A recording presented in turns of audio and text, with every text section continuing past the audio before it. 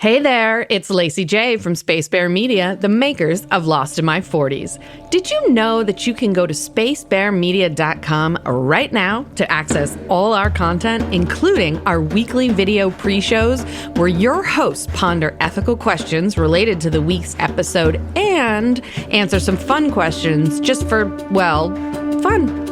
Speaking of fun, if you have it thanks to our content, please consider rating or reviewing Lost in My 40s on your favorite app, or recommend us to a friend who loves Lost.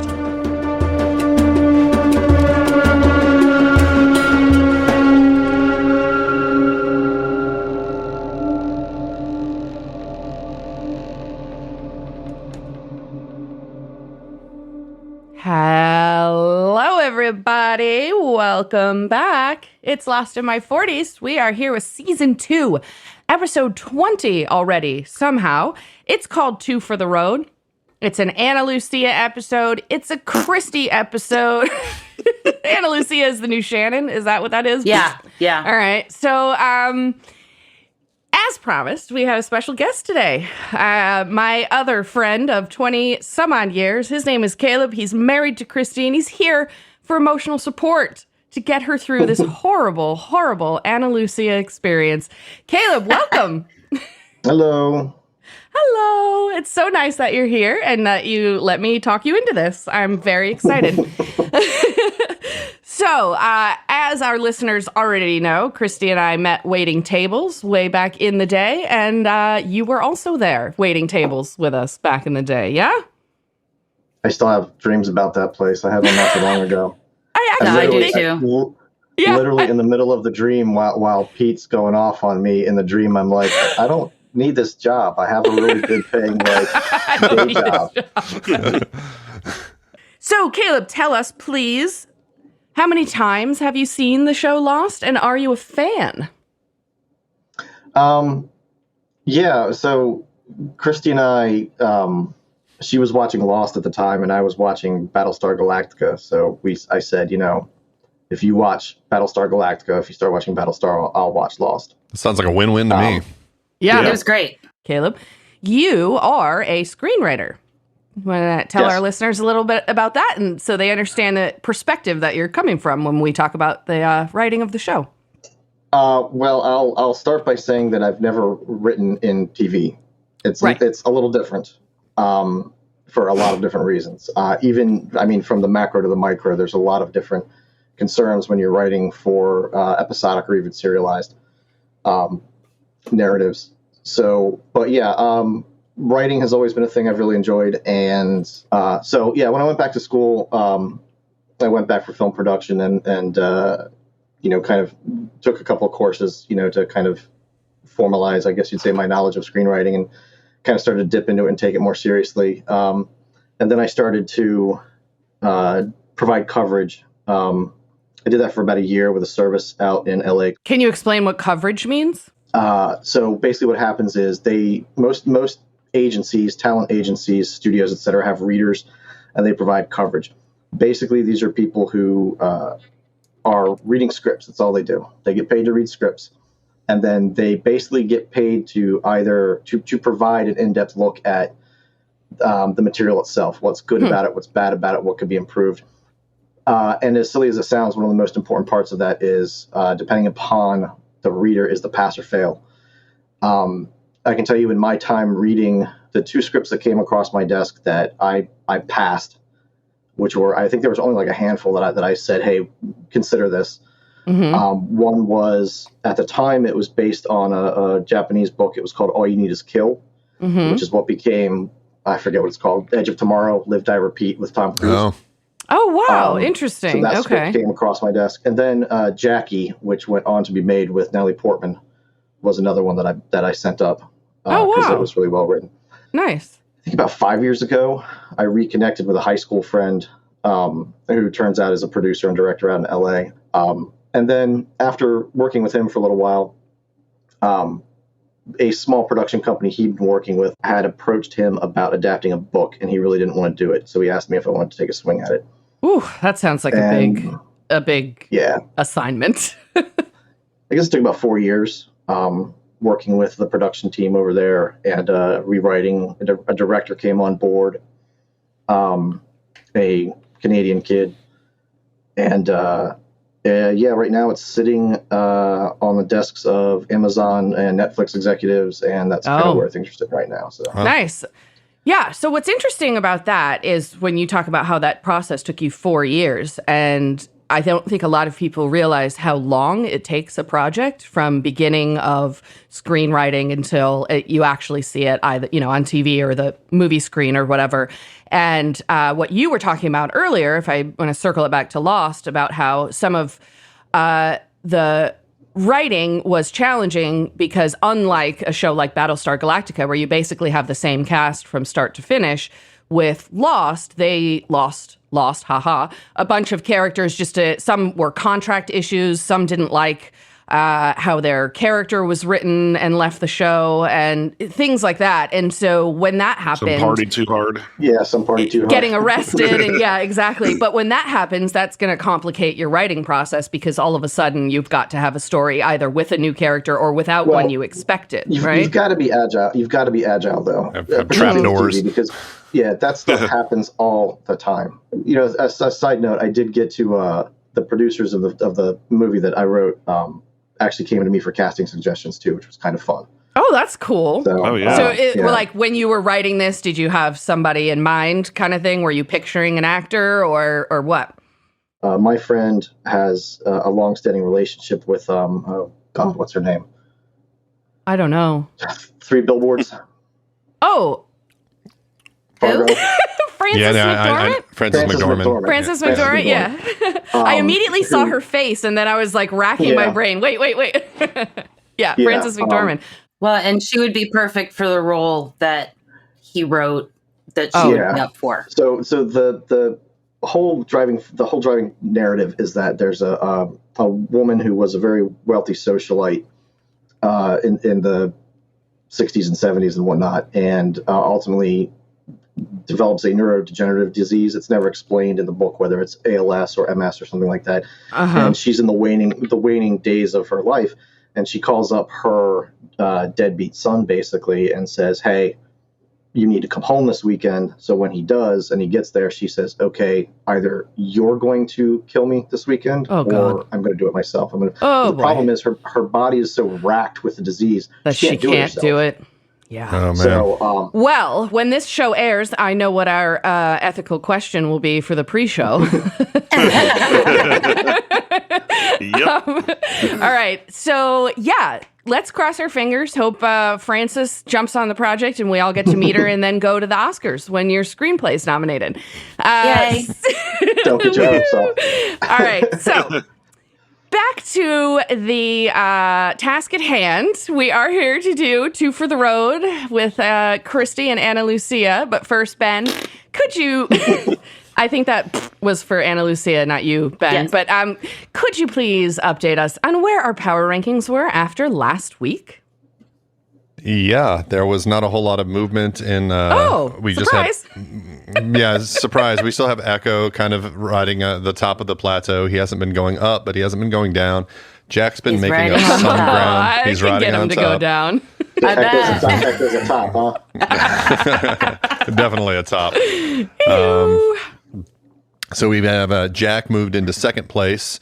From out of the top 3, he had made up a lot of points. And then Kate in third place with Hurley falling out of the top 3. And the bottom of the barrel is pretty much the same. We've got Mr. Cooper at the worst. And then Charlie, who had actually come up over the last couple of weeks, from baby napping and all that type of stuff. Kind of has a tendency to get you on the shit list. And then we have Henry Gale rounding out the bottom 3. Henry Gale, yes. So I'm going to have a few things to say about Henry Gale today and being in the bottom and how Ben has shifted my thinking on Henry Gale a little. So until then, Christy, why don't you tell us all about Ana Lucia?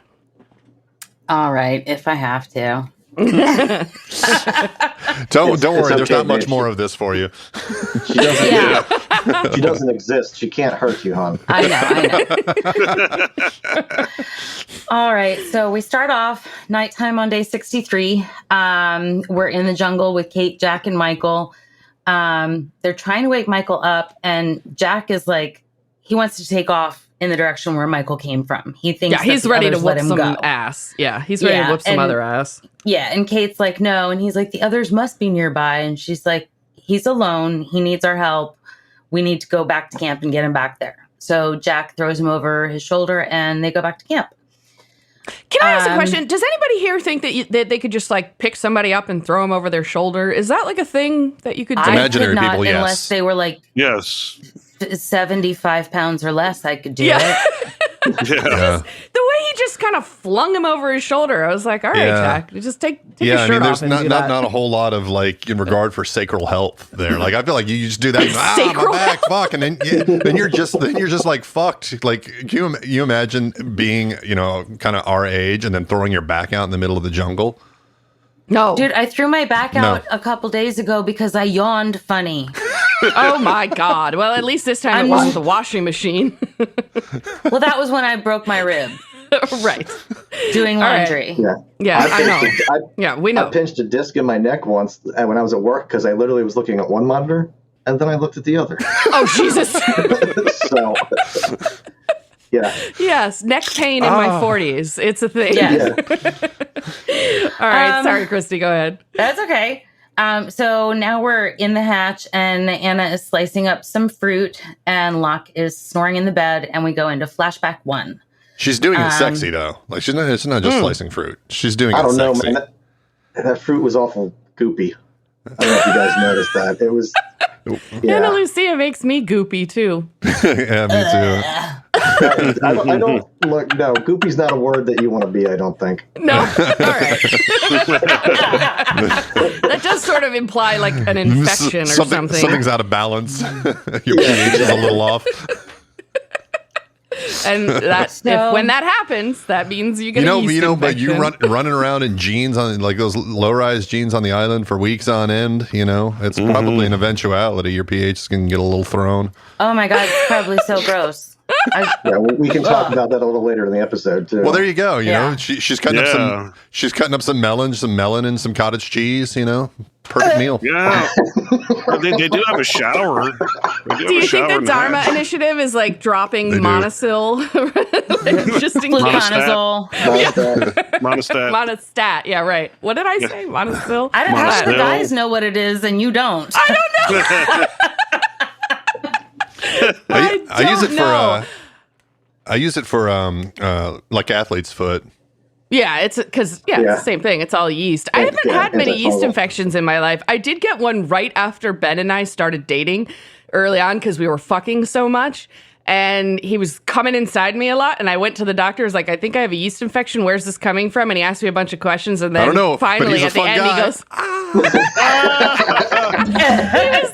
he was like, well, I think you should probably tell your boyfriend to pull out from time to time. I was like, oh, God. And so. At least he was like cool with you about it and wasn't like, you never want that reaction from your doctor, right? Yeah, seriously. Well, I'm sure he's probably seen a lot. My boyfriend's dumping me a lot. You can see it on the notes you take home with you. Just fewer cream pies, and you're like, oh. You need to reduce your cream infection pie. From being a pharmacist is looking at the handwritten prescription and she's like, what's this bleh? Oh, I see. It says here you're a cum dumpster. Is that oh my God. Well, the last time I went to the gynecologist, she said, I'm 46. She goes, well, your vagina doesn't look like you're in menopause. And I'm like, what does it look like when it's in menopause? Yeah. I said, well, tell that to the night sweats. And she goes, oh, then you're premenopause for sure. I am assuming that means the older you get, the less blood flow. So maybe yes. My periods have gotten very much lighter as I've gotten older. But yeah, I feel like I kind of want to skip menopause and just have a hysterectomy because I know I'm not having kids now. Why not just have it taken out? But that's really hard to do. Most people don't know that if a woman wants a hysterectomy, like doctors won't do it as an elective because they tell you. We have gotten here from goopy fruit. Yes. Goopy just walk fruit back a little to bit. hysterectomy. To And you discussing your plans for your reproductive Potential organs. hysterectomy. You generally have to have your husband's consent in That's most right. cases. That's what it It's is. You have very to have your difficult to husband's. find a doctor Wow. who will do it Yes. without your husband's consent. It's I have a fucking friend. ridiculous. I have a friend that I worked with in veterinary medicine who has a disease that if she was to get pregnant, she would die. She cannot have children and can't find someone to give her a hysterectomy just in case someday her husband might want to have children. It's disgusting. Jesus. Yeah. Now that right. we're all depressed, back to Ana Yeah. Lucia. Yeah, seriously. Anything I'd say for me to not let's have get on to talk track, about but I Ana don't- Lucia. Yeah. All right. So goopy fruit. Yeah. Okay. Goopy fruit. All right, so we're in the flashback number 1. Anna and her partner, Abraham, pull into the parking lot. Abraham. The police parking lot. Yes. Speaking of goopy fruit, Where did when we you were see him making just the other day, Bisquick, Ben? Oh, Did you mean God. to be making pancakes? Band of Brothers. That's where we just saw him the other day in Band of Ah. Brothers. Yeah. We were watching that. Yeah. Yeah. Yeah. Bull. Yep. All right, so they get out of the car. Abraham books it, and Anna's mother, Captain Cortez, approaches. She's like, you look tired. And then she's like, where were you last night? Anna says that she was at home watching TV, and her mother says, well, what were you watching? Just say And MASH. Anna stares at her. MASH. Yeah, MASH. It's pretty always much. on. It's always Yeah. on. So just say MASH. All right. So Anna doesn't answer the question. She just stares at her mother, and Cortez says, let's go for a drive. She takes Anna to the morgue, and they're standing over the dead body of the man that Anna murdered in episode 8. Whoops. Her mother asks Now- if she remembers Jason McCormick. Go ahead. Why did she take her to the morgue? Like, I understand for the set dressing, they needed to have him laying there to make it dramatic. But, like, would you really go brave LA traffic to drive to the morgue to show her the body? Or would you just say, hey, this guy ended up dead? I think you might be involved. 3 hours on the 10. Exactly. You never know what lengths a mother will go to prove a point to her child. Well, Have there's you been that, in LA yeah. tra- Did it. Yeah. But Yeah. have you And driven maybe in she LA thought- before? I have not. No. It's No. fucking awful. No. Okay. It's about as bad as the Capitol Beltway. Yeah. Yeah, terrible. it's terrible. Yeah. I imagine maybe if it was me, if I was Captain Cortez, which sounds like a pirate name, but I would looking for gold. think maybe it would be harder for Ana Lucia to deny it if it was staring her right in the face, this dead body, right? Like that maybe it would shake her a little, which it didn't. She remained obviously stone cold through the whole scene, but that's a sort of an explanation, maybe. I don't know. Okay. Well, Yeah. the thing that also killed it for me is that, like, I don't want to go down another, I don't want to derail again, but let's be honest, like, police culture, that sort of thing, you're not going to be shaken by staring at a body that somebody you just. Oh, you just yeah. Okay. Yeah. took out Yeah. like that. It's so. Yeah, her it whole might plea was actually just- get her a Yeah, little that caused goopy. her to lose her fetus too. So Yeah, that's Yeah. true. So maybe, yeah, you're right. And just FYI, Caleb, it's okay to derail. It's kind of what we do. we that's didn't what play I- the tracks earlier. I was Okay, going to well- say, yeah. To get back on track.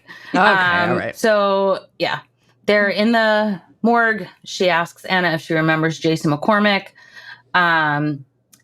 And Captain Cortez is like, very suspicious that Anna said he was not the person who shot her, even though he confessed to it. And then he turns up dead, and it's obvious that he's been executed.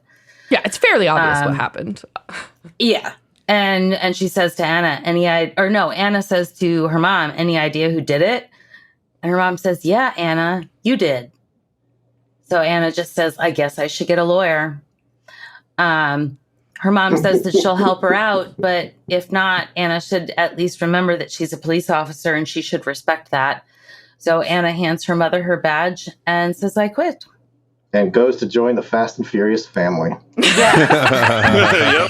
Yep. Right. I think the Fast and Furious was pre-Lost, though. I think she Was was it? in that family. The first one? It's like pre, well, during, and post. Where's Derek? Number 9 or something. There. Derek's fast with the did Google. number 9. She died in those movies, and then they brought her back, of course, just like they've Really? done a couple Did of they times. really? Yeah. Oh, She for fuck's died in sake. like the first one, I think, and then I've only seen the first few, but I don't remember because I think I watched them when they came out.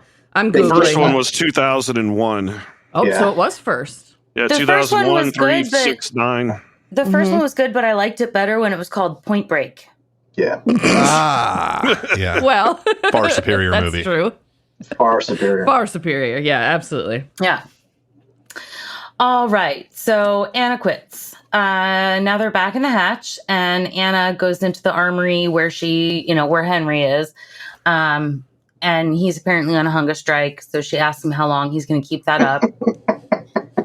Right? What? Yeah, I wouldn't want to eat that goopy fruit.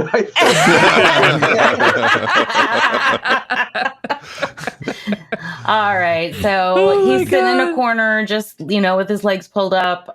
He's still all bruised and beaten, and his hands are tied. And she says, "Did I ever tell you I was a cop? I've been around a lot of killers in my life. You know what surprises me most about them?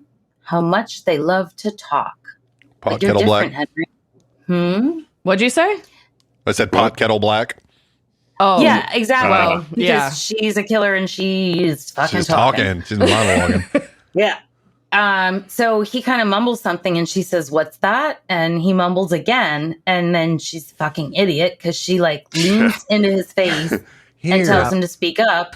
And he stands up and punches her. She falls back. He pins her to the wall and starts strangling her. And while he's choking her, he says, "You killed 2 of us. Good people who were leaving you alone. You're the killer, Ana Lucia." And then from behind, he gets hit on the head with a crutch.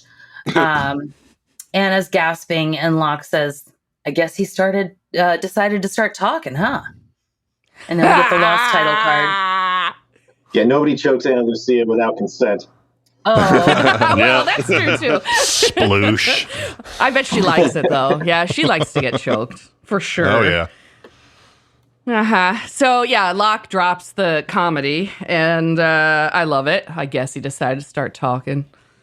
all right. Now we are in flashback number 2, and Anna is working TSA at an airport. Nobody in TSA has ever and will ever look that good. Ever. Nope. Just saying No, that. yeah. Never seen one. Nope. I'm not a fan, I- but I will say I- that she is the best looking TSA agent I've ever seen. There was a very attractive one in Denver, Colorado, when I was moving through there once, but I was not in her line, unfortunately. Oh, you saw the It's one. wild that you saw remember the that. one. Though. There's I do one that remember exists, and she is in Denver. We know this now. And she is in Denver somewhere. Well, this was many years ago, too. So, And they aren't upgraded with TSA pre-check either, because I have that. They're just the same. So. Yeah. You know what sucks about that, man, is I have that too, and nobody told me that you actually have to go and input your flight information. So I was standing in a damn line a couple weeks ago at the TSA pre-check, and I got almost to the front, and the lady looked at my ticket. She was like, "No, this is the wrong line." I was like, "I've got the thing," and she was like, "You actually have to go online and put your information." And I Yeah, was you like, put your really? redress number or whatever Come it is when you on, buy the man. ticket. Oh, Otherwise, you my. won't get the boarding pass that has it on there. That Nope. sucks. That's dumb. Anyways, Yeah. So Anna's working TSA, and then the scene just kind of jumps to her sitting at an airport bar. She orders her tequila and tonic again, which is still just weird.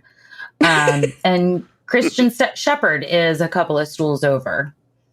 He asks her if she's had a long day, and then he mentions that she wanded him earlier, and she's trying to ignore him. Yes. Wizard. Yeah. So Shall not pass. that is the DSA's job, isn't it? Dude, Yes. I gotta say, Exactly. Christian Shepherd's got fucking game.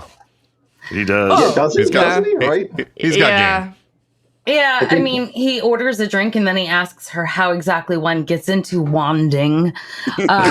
So, Well, let me tell you what I found at my grandparents' house last week.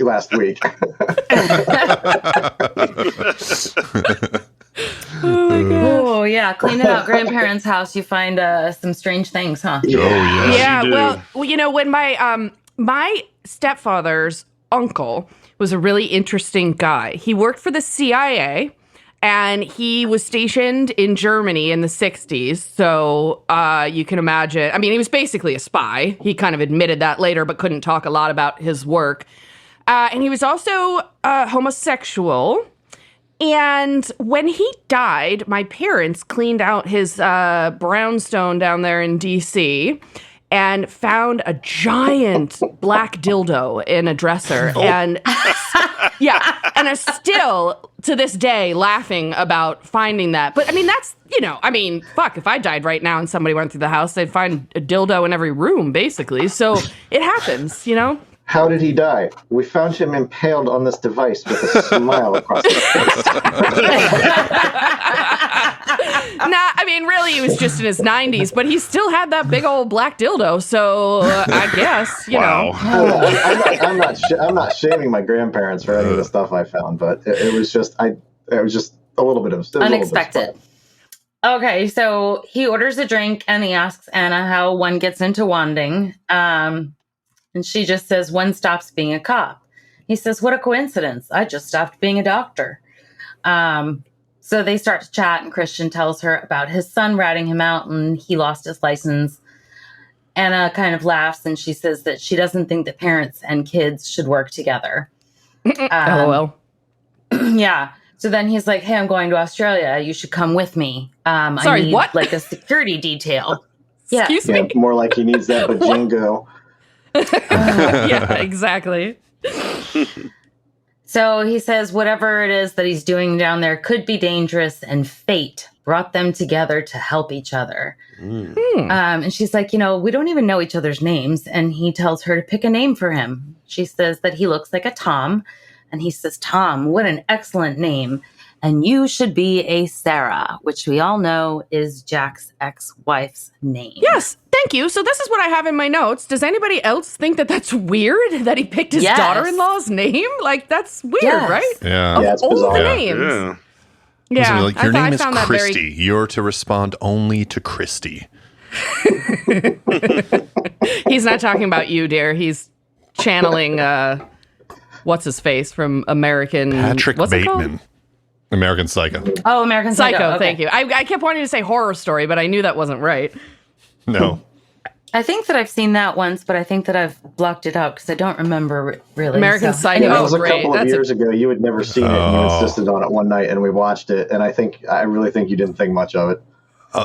Yeah, I think it's a great movie. Very few people walk away from the movie saying, "Hey, I don't know, it was okay." People either love it or they're just like, "I don't hate dig this at all." Yeah.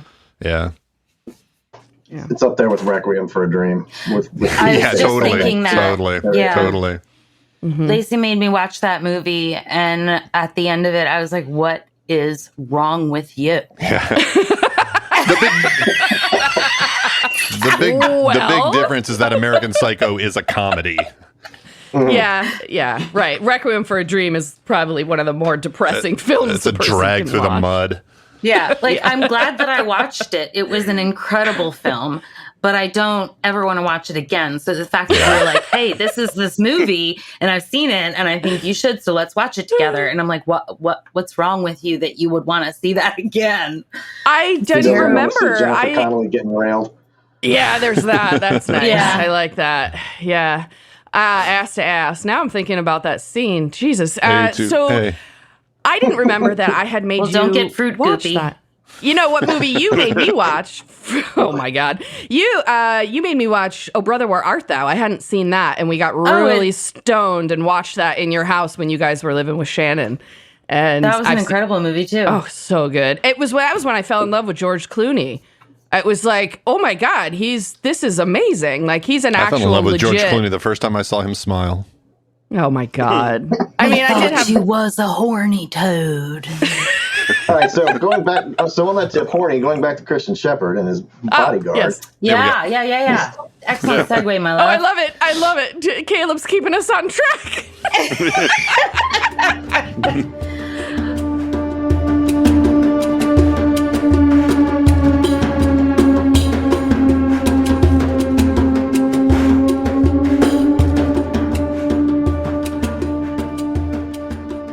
So we're back on the island, and Anna is like starting to stitch up a cut on her forehead, and Libby sees her and she's like, what happened?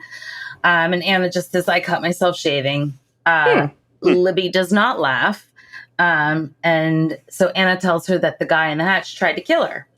Anna's like, I'm fine, but he won't be. And Libby just says, Anna, don't do anything stupid. So I think that even though it's only been 63 days, Libby knows Anna pretty well. Mm-hmm. To which Anna replies, do something stupid, like accidentally shoot somebody again? Don't worry, I won't accidentally shoot somebody again. No, never. All right, so Locke is in the hatch. He's examining the blast door areas in the ceiling of the hatch. And then it changes to him opening the hatch door. Henry's inside looking menacing, and he says, if you've come to apologize, I forgive you for hitting me with your crutch. I'm so glad my head didn't break it. And Locke's like, why? And Henry pauses and says, that's a broad question. Why is he so funny?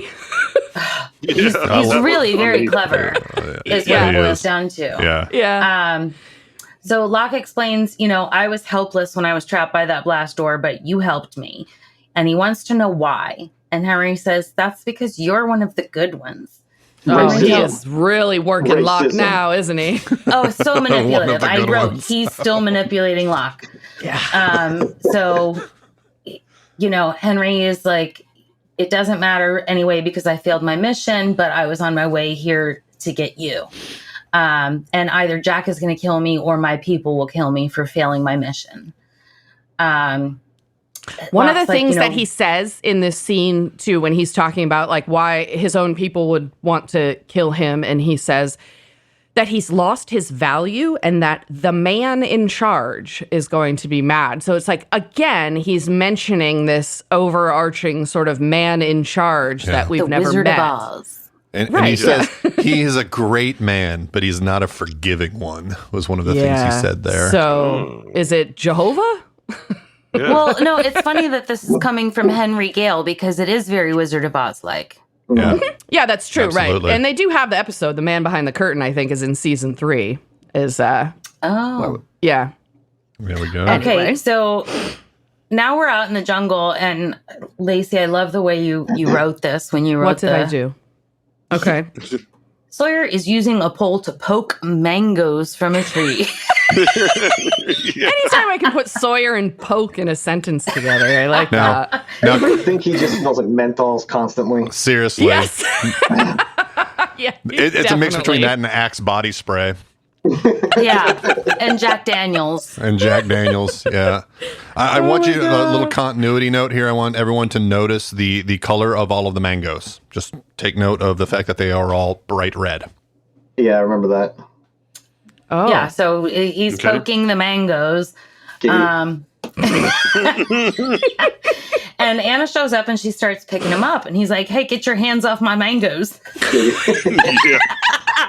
Yeah. My bright red mangoes. Yeah. Bright red mangoes. That's right. She asks, she's like, I need a gun. And Sawyer's like, go get one from your buddy Jack. But, he's traipsing around the jungle with Kate. And she's like, if you've got a problem because he's making time with your girlfriend, don't take it out on me. Didn't Hurley say making time with somebody or in an earlier episode? Is that like a... I swore. Yeah, I thought Hurley had said that in a previous episode. And it's just I it's not hadn't something heard I'd that ever heard before before. either. Yeah, making time with someone. Yeah. No. All right. No, I've got something that's like just beyond the reaches of my brain where I can hear an actor's. Oh no, Ghostbusters. Yeah. He's making time with your would-be girlfriend. Would-be girlfriend, yeah. Yeah, okay. There you go. Sorry. Wow. Oh, That's right. My would-be girlfriend. Yes. There you are. So Sawyer basically is just like, scram, get out of here. I'm not giving you my gun or my mangoes. So we are in flashback number 3 and we see a clock. It is 3:51 a.m. Anna gets out of a hotel bed and she starts drinking. Like you do. Yeah. I mean, yeah, you're in a hotel. That's fine. Still on There's a LA knock on the time. door. Yeah. So there's a knock on the door, and before she can answer it, Christian is yelling for Sarah to open the door. She does, and then she comments, 4 days of drinking and doing nothing, but now you need me in the middle of the night. And he's just like, it's time. Oh, yeah. Come on. Needs that Fate is goopy calling, Sarah. Goopy, He needs her mangoes. Needs her mangoes. goopy mangoes. Ooh. I'll just take All right, so Anna's driving a car with Christian Shepherd as the passenger, and he... I gooper mangoes. Oh Yes.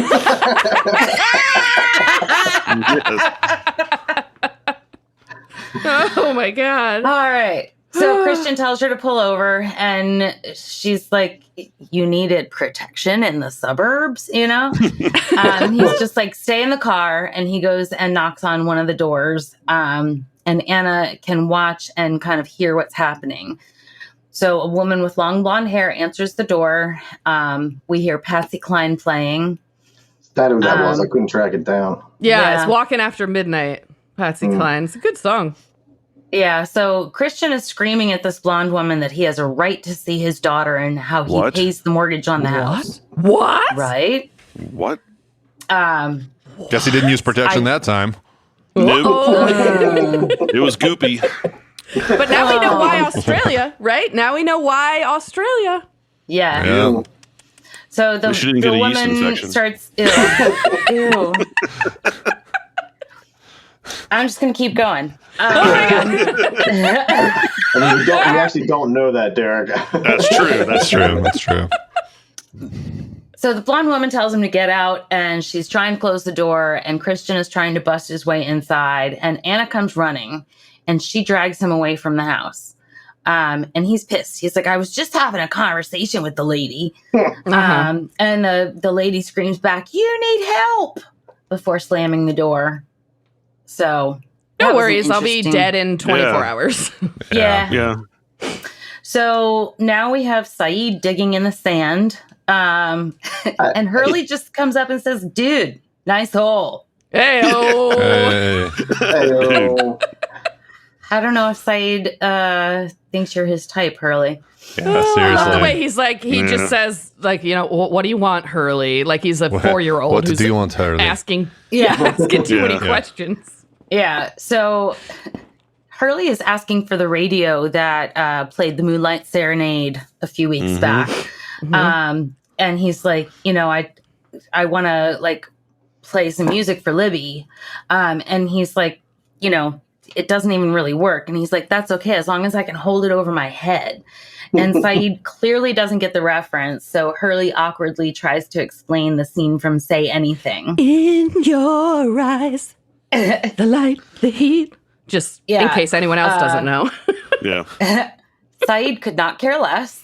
And he tells Hurley that if he really wants to do something special for Libby, he should take her to a beautiful beach 3 kilometers from the camp.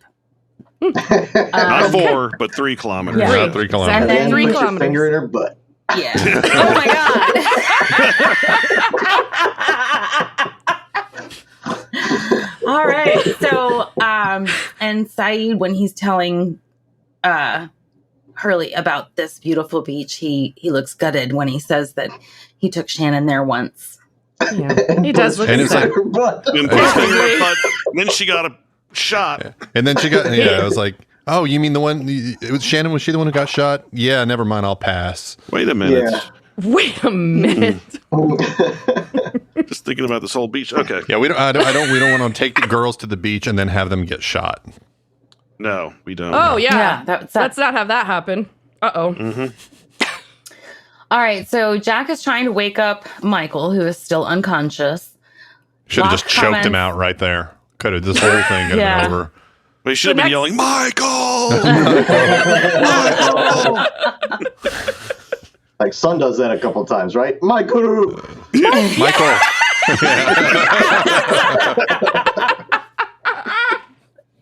Oh, my God. So Locke makes a comment. He's like, well, your plan must have worked if they gave you Michael. And he's like, no, it was basically a coincidence that Michael was there. There's no way the others would have let him go in the hopes that we would have kept up our end of the bargain. And Jack is just annoyed with Locke, and he's like, "Do you think that they're on the honor system?" Yep, exactly. Yeah. So No, now we're they back are in the without jungle. honor. That's true. We are back in the jungle, and Sawyer is walking around when he hears a rustling. I was going to say, I actually wanted to read my notes here from this. Yes, please. Back to Sawyer walking around the mango stream. Ana Lucia again. They fight. Sawyer presses her hip down, and I think my wife just came. Lacy probably did too. I could hear it from here. Can you imagine what kind of gnarly shit is up in their taints? Oh, God. Oh my God. Getting back to our previous discussion about being on Shit, the it's island. funny. And, Yeah, Yes, it's funny so- that you say that, because stay tuned for who I fuck later in this episode. So, Well, I have to admit, like literally, his hand like pushes down on her hip, and I was kind of like, mental note.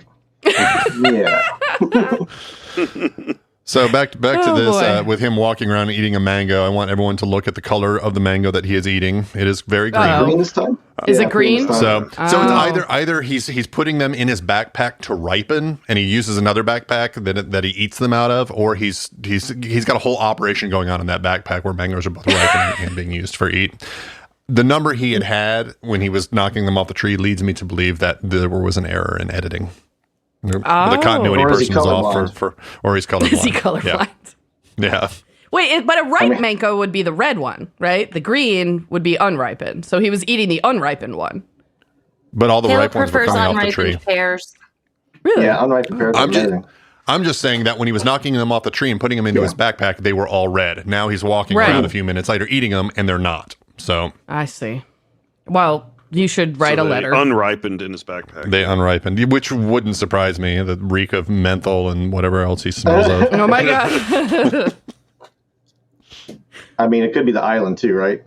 Oh, yeah, that's true. That's He always the smells- answer for everything. I don't Magic know if this Island. is a smell, but he smells Kid Rock. Oh, ew. Ew. Whew. All right. A trailer with 30 years of nicotine dyed into the wallpaper. Oh my God. Capri Sun. Yeah.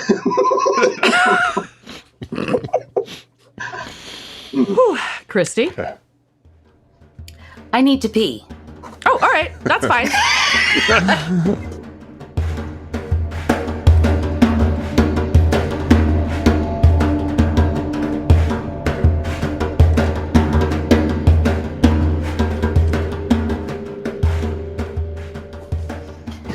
I feel so much better. Christy, get us back on track, please. Yes. Okay. So Sawyer starts saying, come out, whoever you are. Anna clears her throat, and Sawyer says, what have we got here? Was Little Red Riding Hood going to follow the big bad wolf back to his big old stash of guns? And she's like, well, just give me the one that you have on you. And he says, no. She laughably tries to punch him. He easily dodges out of the way. Mm-hmm. But then she does take him down, and they wrestle a little bit. And Sawyer ends up on top. Giggity.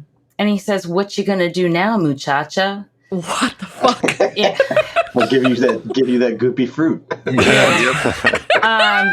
Tain't likely. Yeah. Oh, God.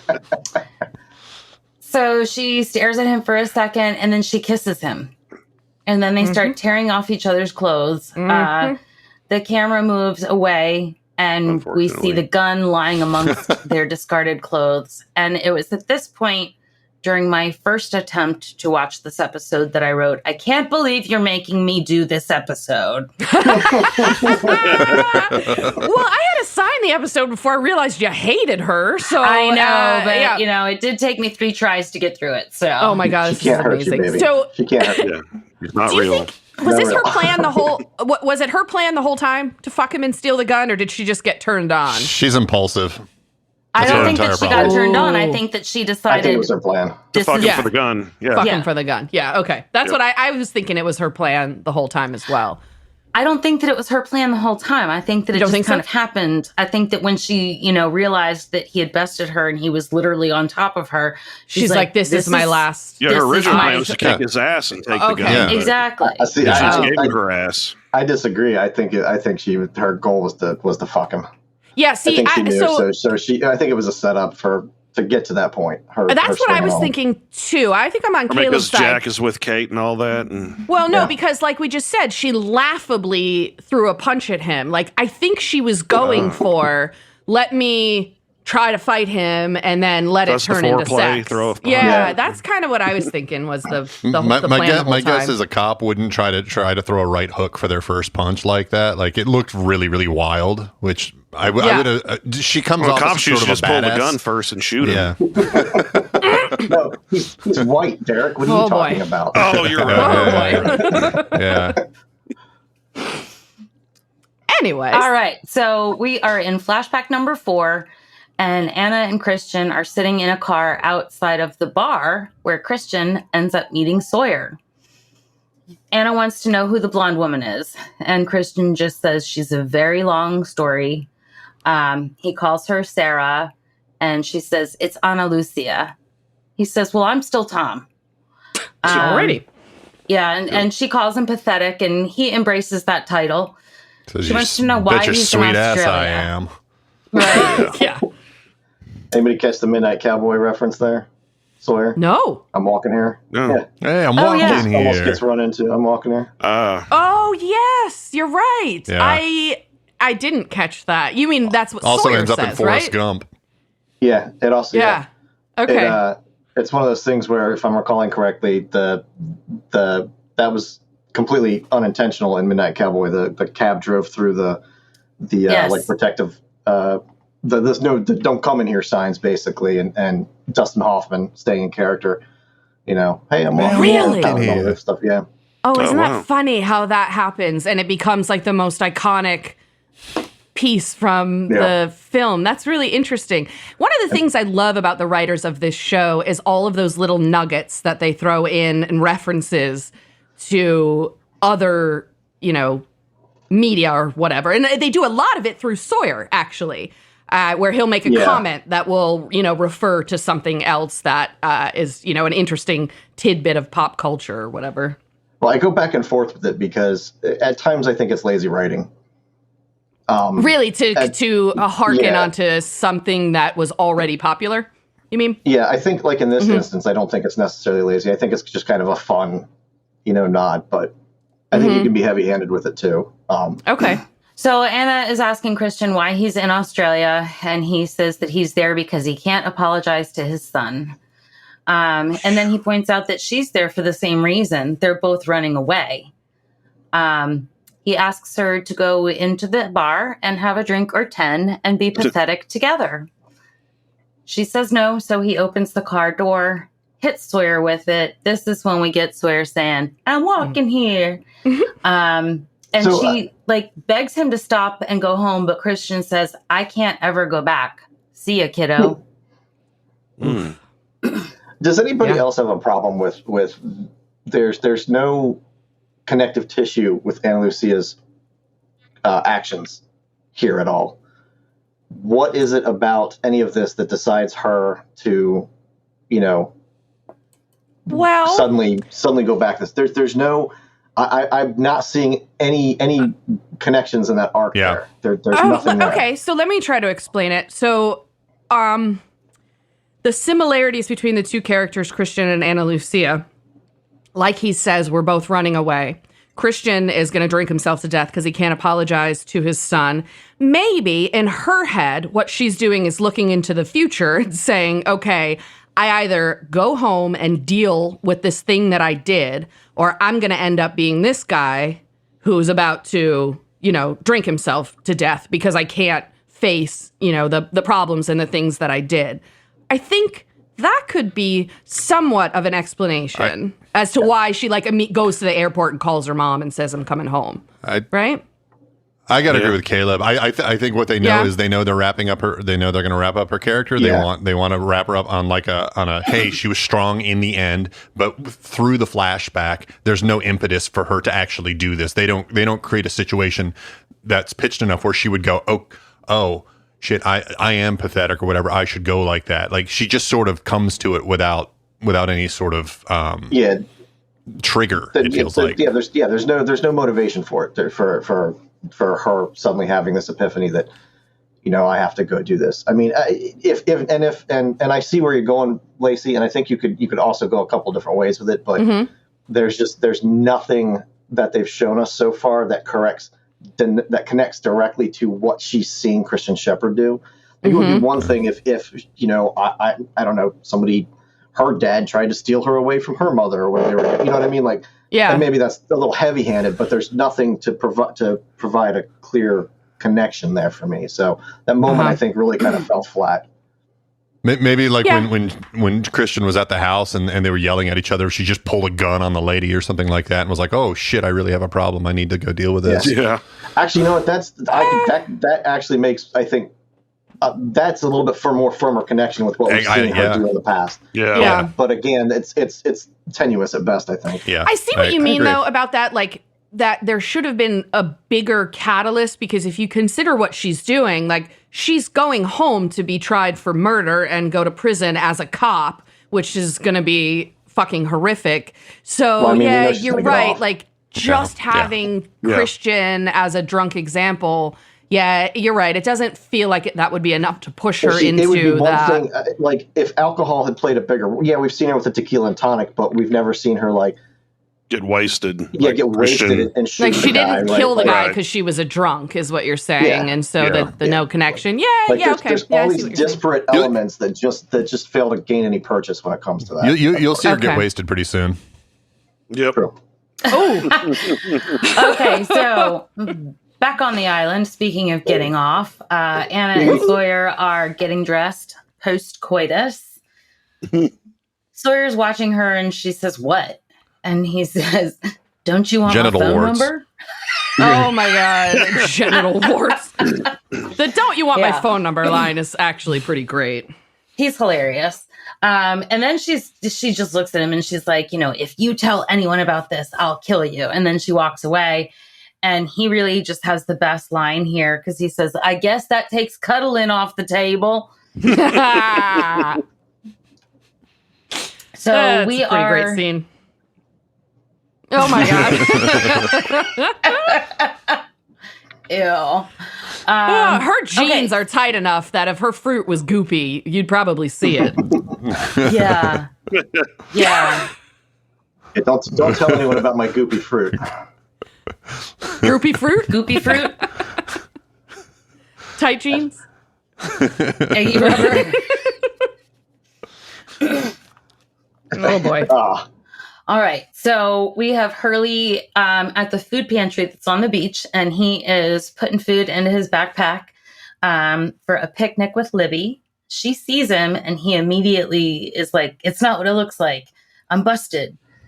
And she's like, "I'm not here to tell you how to deal with food, And he says, "Well, that's not why I'm busted. You caught me and I was preparing a picnic for us." And she's really touched by it and tells him that that's sweet. And so he asks if she'll still go. And she says, yes. And then she says, "Well, where are we going?" And he asks if that part can still be a surprise. Very sweet. It is sweet. So Jack and Locke are in the hatch when Anna enters. Jack notices the cut on her forehead and he asks about it. Locke jumps in with a lie about how he left the bathroom sink on and the floor was wet and she slipped and fell. Anna just kind of goes with it. And then we hear Kate calling to Jack that Michael's waking up. Michael seems confused as to how he got back to the hatch. And then he tells them about how he found the others' camp. He says that they live in tents, eat dried fish, and they're worse off than the original survivors. He counts 22 of them, but he didn't see their boat anywhere. He didn't see Walt or any of the kidnapped backenders, but he did see a hatch, and he is sure that Walt is in there. Oh boy. Told them that they keep the metal doors guarded 24/7 with 2 people and 2 guns. That's it. He says that he's pretty sure that's all that they have. And most of them are old or they're women. He says that he doesn't think that he could rescue Walt on his own, so he came back for Jack's help. And he says, as soon as I get my strength back, I will take us there, and we are going to get my boy back. My boy. Carl! He's my son. He's my son. That's Okay, my so wife. Locke is sitting at the computer, and Jack comes in to apologize to him. He says that Locke and Saeed were right about Henry the whole time. Yep. Locke wonders what will happen next regarding Michael and Walt. And he reminds Jack that their friend with the beard told them not to cross the line. Jack's confident because Michael said that they could take him. But what the fuck does Michael know? Why are you just taking Michael's word on this? Yeah, well, trusting Michael turns out to be not a good idea. Fatal.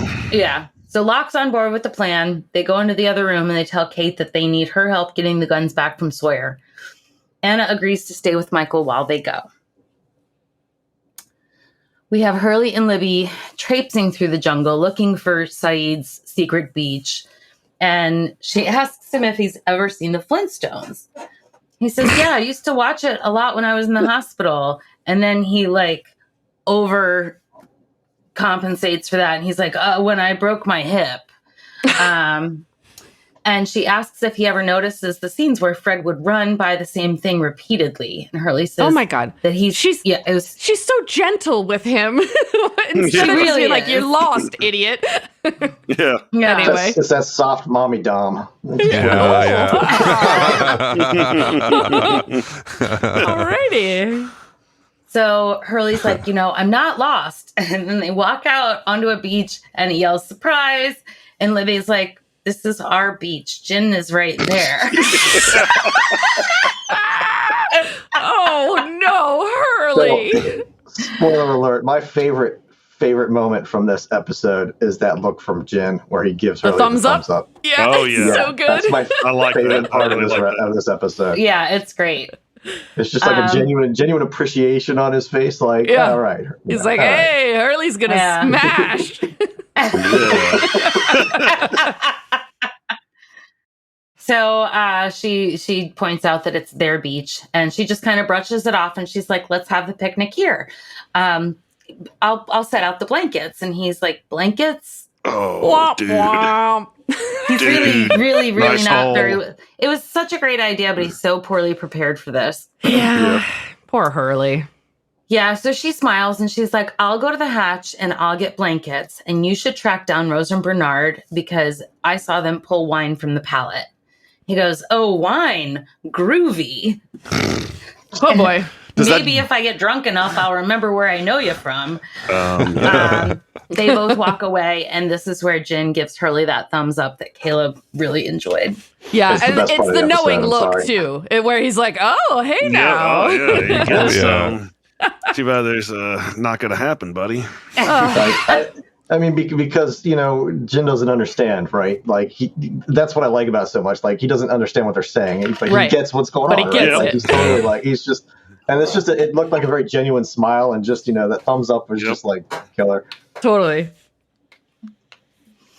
So now we have Sawyer. Sour. Now we have Sawyer. Sour. He probably smells that way, sure. That's his Yeah, attitude. Oh, or smell. Yeah. He's outside of his tent reading the Bad Twin manuscript, and Jack comes over and tells him to put it down. Sawyer's like, no, I'm only 10 pages from finding out who done it. But you actually. By the way, really- I'm going to stop Lacy, us you for have 1 that second. book. You just You see showed what I'm us. holding right here? I have the Yeah. book Bad Twin. Yep. I read it back in the day. I did am too. committing. I will be reading this book again before our final episode of season 2 when we do theories and questions. We're going to have a special section on the book Bad Twin. Send me a message about that, and I'll read it too. Okay, yeah. So stay tuned. We're going to talk about that in a few weeks. Lost Spoiler the book alert. club. It sucks.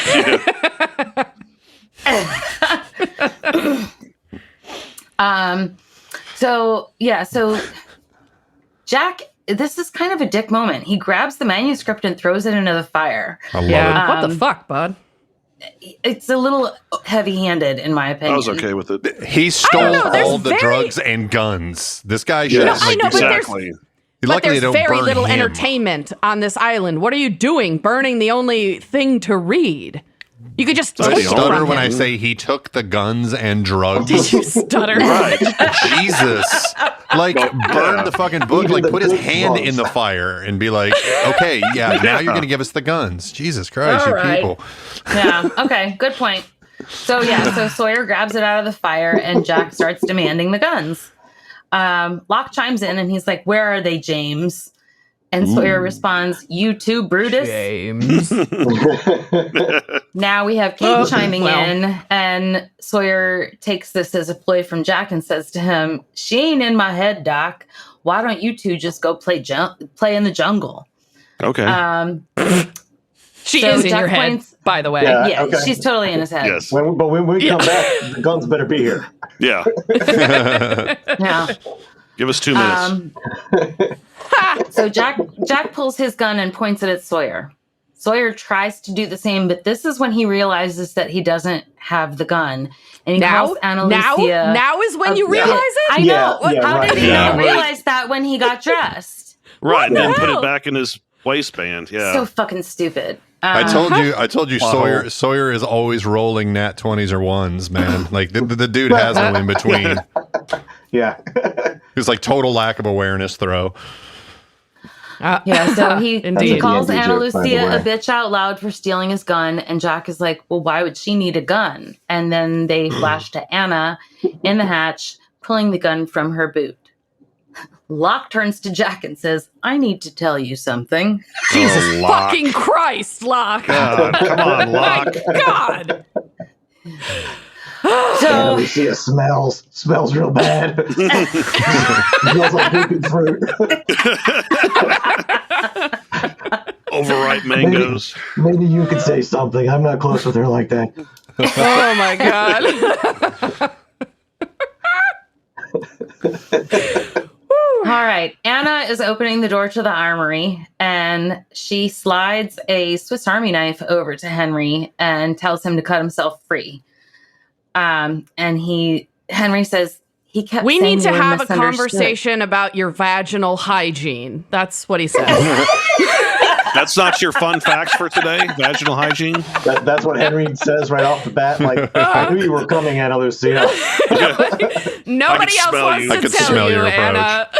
Yeah. We should really not have a conversation about, vaginal health until we get back to another episode with Randy Douchebag Nation. Oh, there you go.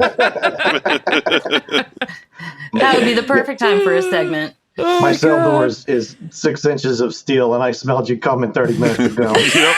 Yeah. 6 inches of steel actually is Henry's nickname. Oh, God.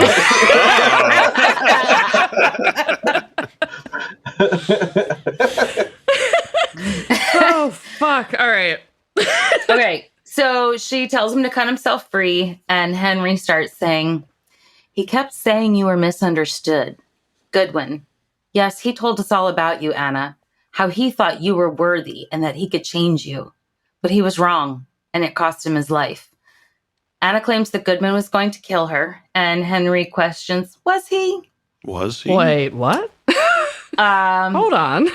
Right. So Anna points her gun at Henry's head, and he says, so this is it, huh? And she replies, yes, Henry, this is it. Do it. Do it. So now we're in flashback 5, back to the scene where Jack is at the counter at the airport, and he's arguing with the woman about, getting his father's casket on the plane. Anna's watching from afar, and she takes out her cell phone to call her mother. Now, I want everyone to call attention to something here. His eyes are incredibly blue in this scene. Jack? Yeah. Jack? His eyes Are are they not blue normally? in this scene. No, they're not normally. I'm He's got wondering brown if that's eyes. so. If I'm recalling correctly, there's a lot of natural light coming in on that scene in the airport, which inherently is going to tint everything blue. So it was probably a color correction issue. Oh. It was probably something they didn't want to pay a lot of attention to. Now that being said, there could be other meaning behind it, but I want to say that everything in that scene has a slight blue tint. And It it's is. probably because of whatever grading they were doing, or they overcorrected something. Oh, interesting. All right. So, yeah, Anna's watching. She pulls out her cell phone and she calls her mother. She tells her that she had run away to Australia. And she says, "You knew, so I got as far away from you as I could. But now I want to come home, Mom." And her mother responds, "I'll be here when you land, Mija." So Anna's on the couch in the hatch, passing the gun back and forth between her hands. She's clearly full of nervous energy. Michael walks in and asks where everyone went. And she tells him that they went to get the guns back from Sawyer. He questions that, and she's like, "It's a long story." Yeah, so A long, he ridiculous says, well, story. Yeah. So he says, "Well, at least Sawyer doesn't have the one that's in your hand." She says, "Well, it's too bad that I can't use it." She tells him about Henry, how he's in the armory. He tried to kill her, but she can't do the same to him. "I can't do this anymore," she says. And Michael tells her that he'll do it. They took Walt and he wants revenge. So Anna hands him the gun, gives him the combination to the door, and Michael says, "I'm sorry."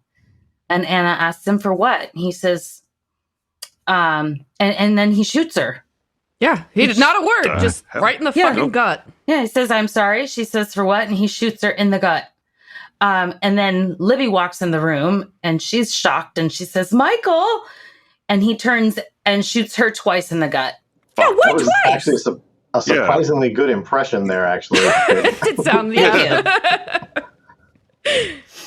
But why twice? Why does he shoot her twice? I don't even understand. Like, how did you... I think he was surprised by her. It was just a reaction. Just a little so twitchy. Double tapped her, Yeah. Jesus. I think we didn't understand Michael's skillcraft. Like, the dude actually has some serious skills. Because, I mean, for being surprised, but he went there and he puts 2 shots, basically center mass, even at close range. If you're surprised, that's not easy to do. Nope. And yet we still don't have a cobbler. Oh, boy. I know. Seriously. We're losing our construction manager. So. Yeah. I would like to say that the official subtitle for this episode on the actual script is the one where Ana Lucia and Libby get got. Really? No, not really. Jesus. I'm like, here comes Caleb with the obscure lost knowledge. Never mind. All right. All right, so he shoots them, and then he goes to the armory. He opens the door, and he stares at Henry. Henry stares back at Michael, and Michael turns the gun on himself and shoots himself in the arm. And then we get the title screen, and that's the end of the episode. And I remember when I first saw this whole last scene blew my fucking mind. And then I forgot. So when I was watching this again, and it happened, I'm like, oh, fuck, yeah, this is what happens. I mean, they killed 2 characters. It wasn't just Anna. Yeah. So as a side note, both of those actors... Weren't they the ones that were partying, got DWIs? Yeah. We've talked about it before, how they were getting arrested. So they were partying and got DWIs. I read more about it, and apparently Michelle Rodriguez claims she wanted off the island. She wanted to leave the production because apparently the allergens were too much for her. And she had to keep taking like steroids for the allergy problem. Now, maybe she does have allergies, but this was also her 3rd DUI. Yikes. And rather than doing community service, she elected jail time, and she was allowed to go back to California to serve her time, which meant she was in jail for all of about 5 or 6 hours. Wow. Because there's no actually prisons in Hawaii. Yeah, the allergy thing doesn't fly with me for one reason, and that's just because I don't think Disney would allow it at that point. There's no way in hell that once that stuff got out that I mean that's I mean look at what happened with James Gunn, right? They were ready to yank him, and it was just the fan support, and this is 20 years earlier, right? Right. So Bob Iger or whoever's running it at that point, I'm sure Disney wants to keep a certain face, right? The illusion of a clean nose. Exactly. Yep. So I wouldn't be surprised if maybe it's true that both. Maybe she was trying to get out of it, and maybe that's just what happened. I mean, and let's not forget that Fast and Furious probably pays a hell of a lot more than Disney does. Would you like to hear some fun facts about what happens when you get shot in the abdomen? Sure. No. I hope so. No? All right. Well, then earmuffs, I'll listen Christy. anyway. All right. The degree of tissue disruption caused by a bullet projectile is related to the cavitation that it creates as it passes through the body. A bullet with sufficient energy will have a cavitation effect in addition to the penetrating track injury. As the bullet passes through tissue, initially it crushes and then it lacerates, and the space left forms a cavity called the permanent cavity.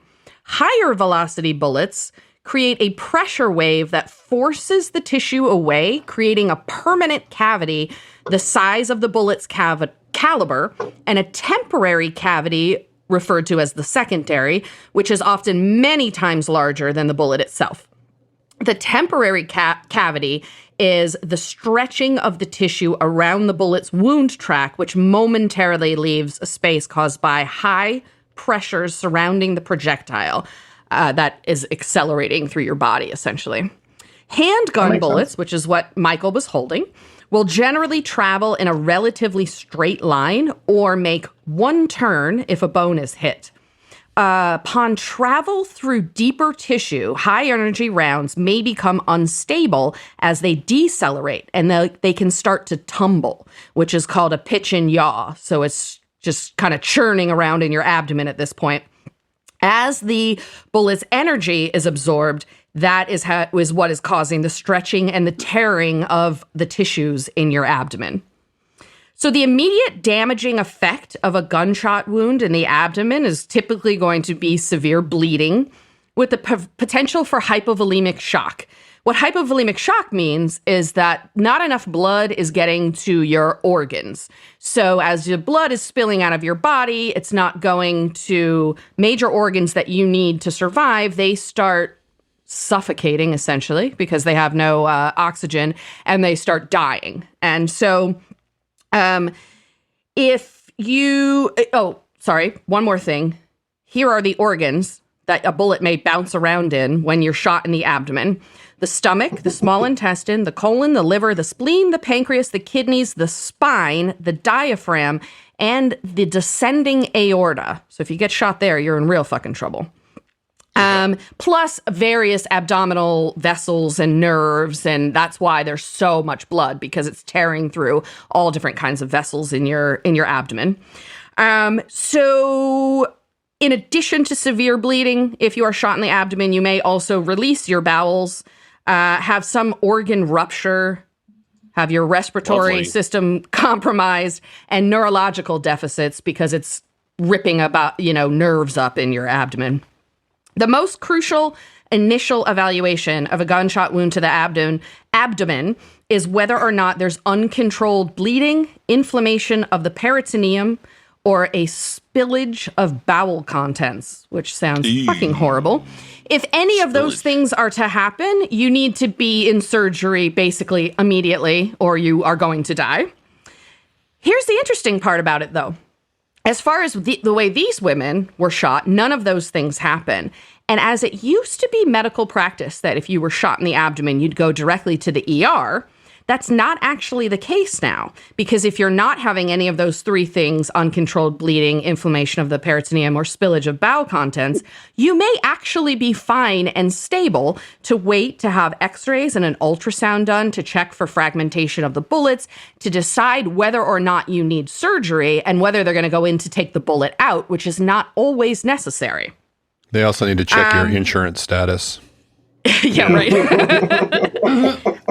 So overall, typically a shot to the abdomen, if you can avoid those severe conditions, is not necessarily life-threatening, and you can often survive them. And I don't know if I'd say often survive that. That seems a little optimistic. That's not even a hollow point. You're right. I mean, I didn't look up any stats, but that it's possible. It's not like if you get shot in the brain or the heart, you're going to die. If you get shot in the abdomen, maybe not, right? I guess maybe you could survive a shot to the heart. And to Derek's point, that didn't even discuss hollow points or, No, Oh, this I blow up didn't. makes a Break huge apart hole stuff. in the back. Yeah. Yeah, intention of doing the most damage possible. Well, I don't know anything about hollow points. You three boys, you probably know. were talking about basically like a metal case and like a metal bullet that would hit and then deform and tumble with something like a hollow point. It hits and then the interior peels away and it opens up and mushrooms. Explodes. Yeah. Yes. Oh, it mushrooms And so then it tears you up. Yep. It's meant to just Okay. tear your insides up and fragment inside you. So yeah, That's horrific. that's awful. Yeah. Wow. All right. This fun Yeah, it fact looks has like been they did a fairly study morbid. that 300 patients that had gunshot wounds in the abdomen, and it was 88.3% survival rate. Well, there you go. Yeah. See, Derek's Okay, quick on the Google. I'm gonna Caleb. go often. Yeah. Oh, that sounds often. All right. Yeah. Hey, shall we do some best and worst moments? What do you Okay. think? Caleb, you brought best and worst moments, right? But you Yes. weren't going to Yes, I participate in the did. I did rankings. that. Well, All right. we already Let's start know with his Caleb. best moment. That's Yeah. true. You did tell us. Yeah. Best moment. Jin with a thumbs up.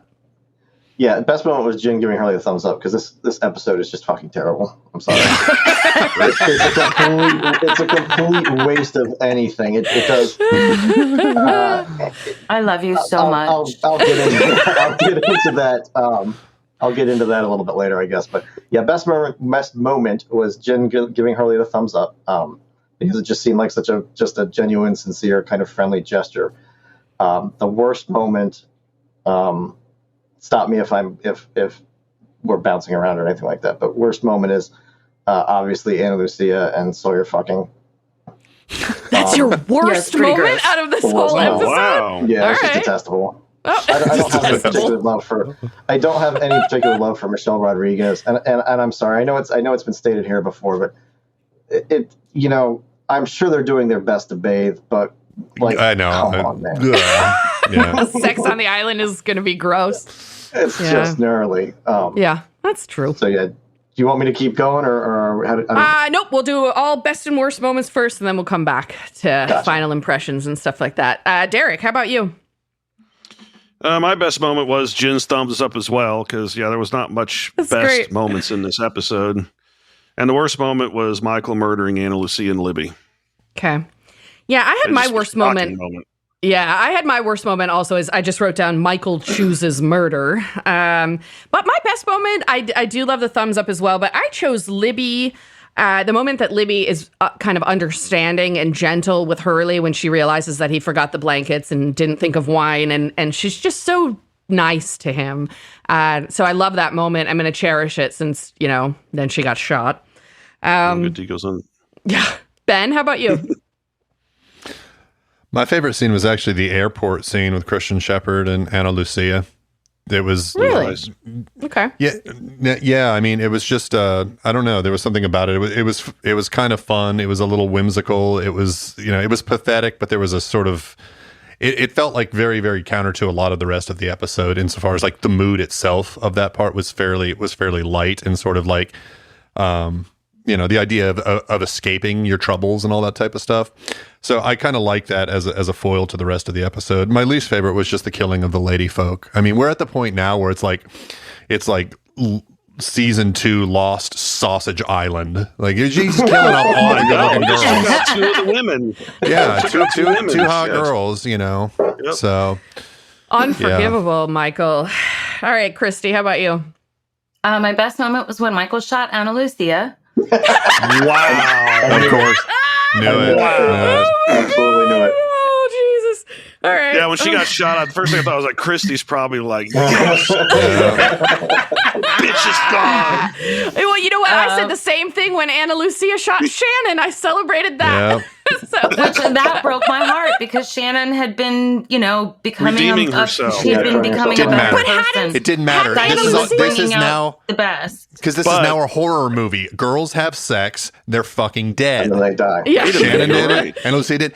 Libby couldn't even get to it. She was about to get to it. She was about to go to the cursed beach where Saeed has true. taken Shannon before, and she 'Cause died. Hurley forgot the blankets, and so she Yep. died. Gosh. Yep. So don't you think, though, that, Ana Lucia, she redeemed herself slightly. She chose not to murder Henry when, murder seems to be her reaction to everything before. Yeah. So I But think that there was a goes back to slight what I was- redeeming there. It goes back to what I was saying. There's no actual driving force behind that. It's Yeah, just now I think about things differently, which is well, can't you just be like exhausted from being a killer? Maybe, I don't know. I've never killed anybody. No, I mean, sure you can, and again, I want to make some of these connections like that we've discussed, but I think it's like the whole thing in her at the end where she's like, I can't keep doing this or whatever, whatever she says. It's like, we've only seen you do this once. Yeah. Does this mean that there's a trail of bodies behind you? Like, Maybe. No, but no, true. There's not. That's the thing. There's no, not. actually, there is, because she shot Jason, the guy who had shot her, and then she killed what's his face? One of the Goodwin tailies killed himself. Goodwin Bradley handled that. Like, she didn't actually kill him. She would have, though. But the other guy who was one of the actual tailies, who she thought was one of the others. Oh, yeah. She didn't kill him. Goodwin killed him. Goodwin snapped his neck. Yeah, okay. Yeah, okay, that's okay. right. Okay. She dug a gargantuan hole in the span of like 2 hours that she couldn't have done with a fucking It's amazing caterpillar. how fast they can Must be dig holes there. somewhere. Yeah. Dude, nice hole. All right. Shall we do some characters? Well, wait. So my what? my best moment was Michael shooting Anna, but my worst worst moment was Michael shooting Libby. Oh, yeah. That's pretty fucking sad. Yeah. And man. I will bring this up now. One of the interesting things about Libby's character, FYI, Derek, it's not the last time you're going to see her. She is the only character in Lost whose backstory is explored after she's dead. Well, see, I was going to say that because after she was shot and killed, I wanted to find out, what was she doing in the mental hospital? Right. So that storyline is explored even after she is dead, and her character is unique in that way.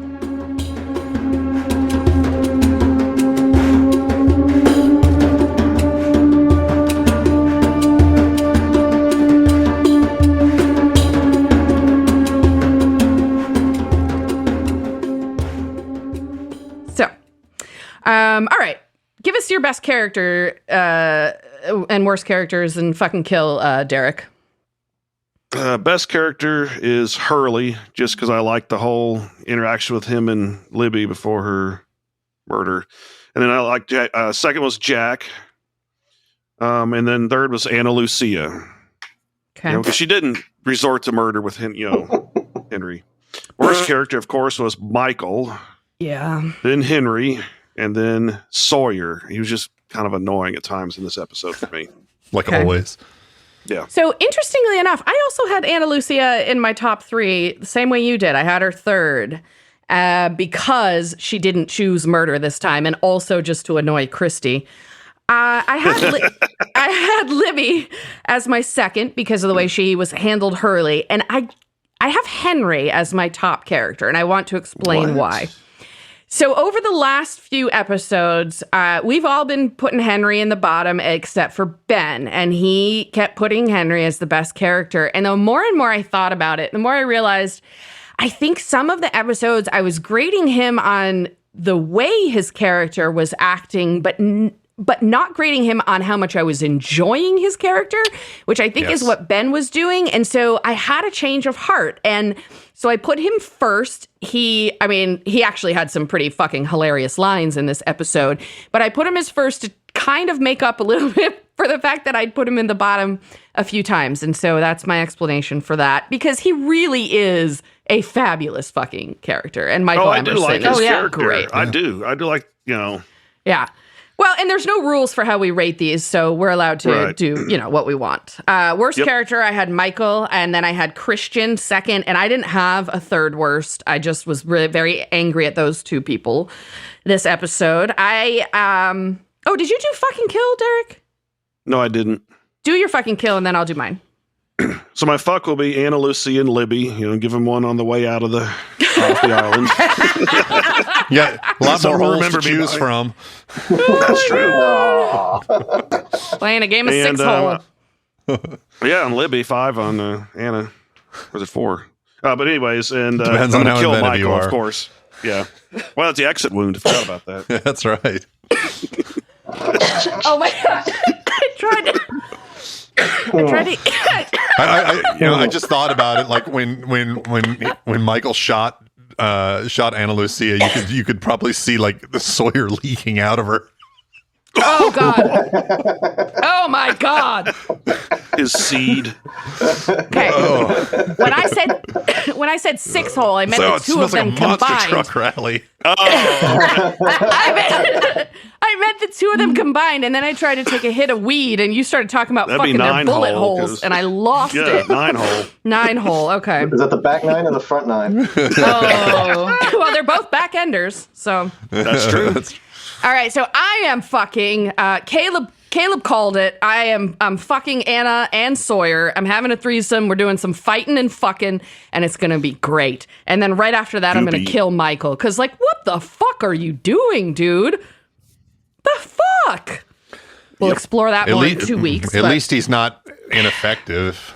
I mean, he's been such an Well, I guess ineffectual so. shit. It sucks that he has to do it this way, but at least he's. At least he didn't yell out, I know. Walt! Before he shot them. Walt!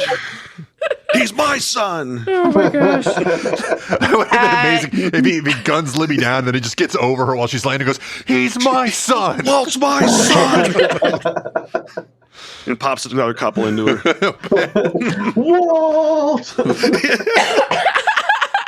For Walt! Oh God. All right. Christy, what's your rankings So- look like this week?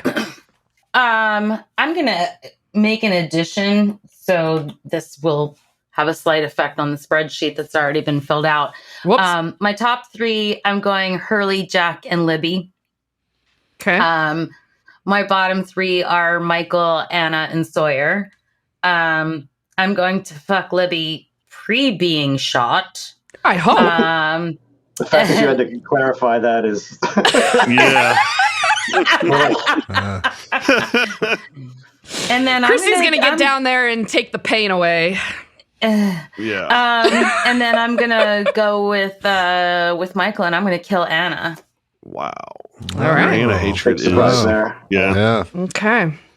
Benjamin, why don't you give us your rankings and then update us on the fly, since Christy just changed hers, as to what the rankings look like this week. Caleb didn't do rankings because they wouldn't count. I can't I didn't recalculate. actually like.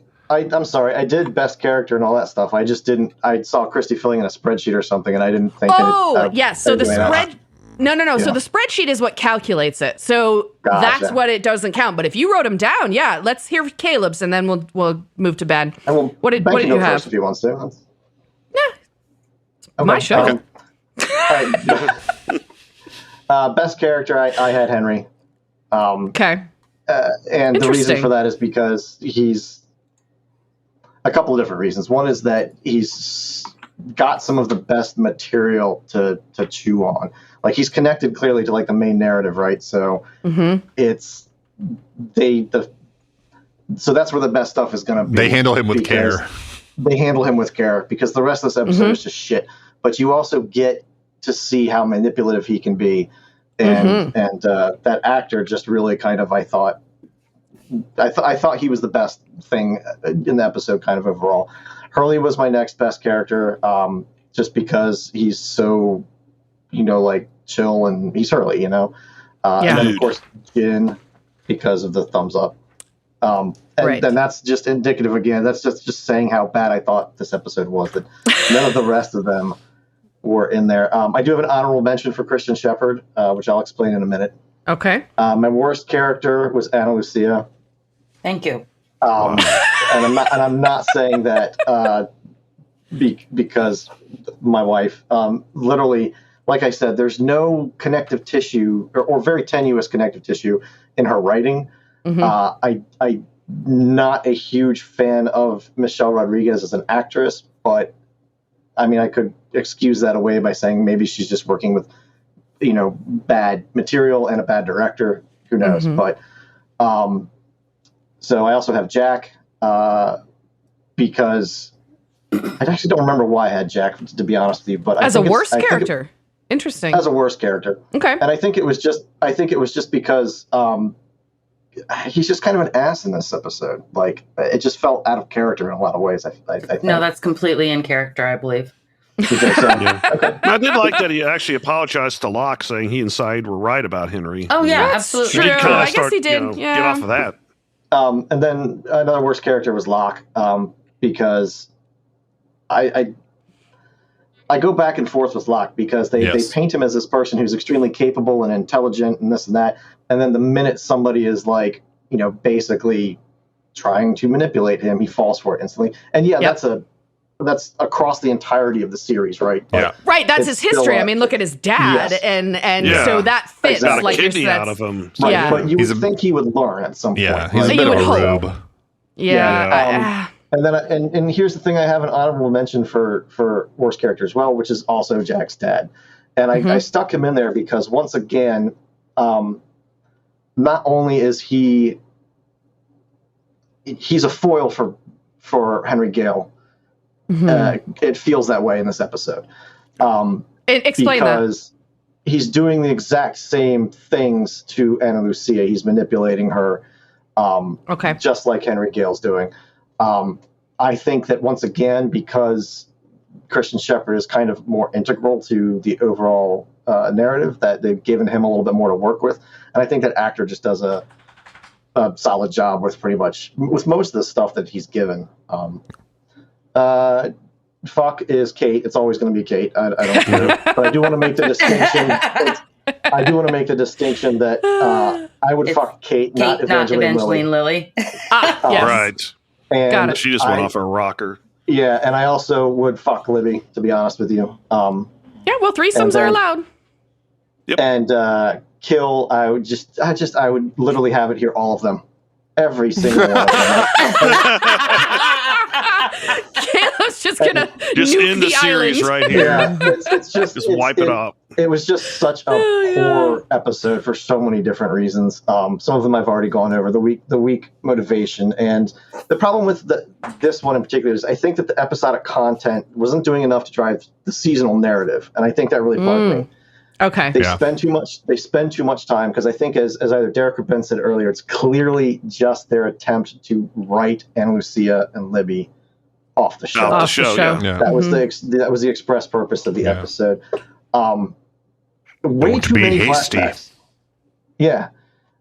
Way too many flashbacks. Okay. And I know that's again something that gets weird with Lost and whatnot, and can be kind of, and this just might be hindsight, me coming back to it over a few years after not having watched any of it. But, and I know it's a cornerstone of the show is them kind of moving through time in these ways, but you start to lose an audience when you have too much of it. And you have to do it really well. See, I heard some complaints when it was going on. Oh, there's too many flashbacks. It's too confusing. I'm losing track. Yeah, you tend to lose the audience, and that's across the board, whether it's a movie or TV or whatever. If you have too much, you can get away with one, maybe two, if they're really integral to the plot. But there's way too much back and forth in this one, and that really bugged me. So, and again, I think it's really difficult to paint Ana Lucia as deserving of any sympathy. And I don't know if that's again the fault of Michelle Rodriguez. Her best scenes in that I can remember and what I've seen recently as Christy's been watching it are with her and I'm going to mangle this, Adewale Akinnuye. Echo. Yeah, she does. Actually, they have a good scene in the beginning of next week's episode. They have a good scene together. Her best work is with those two. They, for some reason, have more chemistry between each other, in my opinion. Agreed. Yeah. So the thing about their relationship is definitely it's the best thing of not Echo's character. He's got a great stuff, but certainly the best part of Ana Lucia was the Ana Lucia Echo relationship. And unfortunately, what happens is once they make it to the originals camp, until the scene next week, they just it's like they separate. They don't. They're. Yep. It was like they just sort of had nothing to do with each other once they reached the originals beach. I think, that was a loss for the show because their chemistry I feel like and their relationship.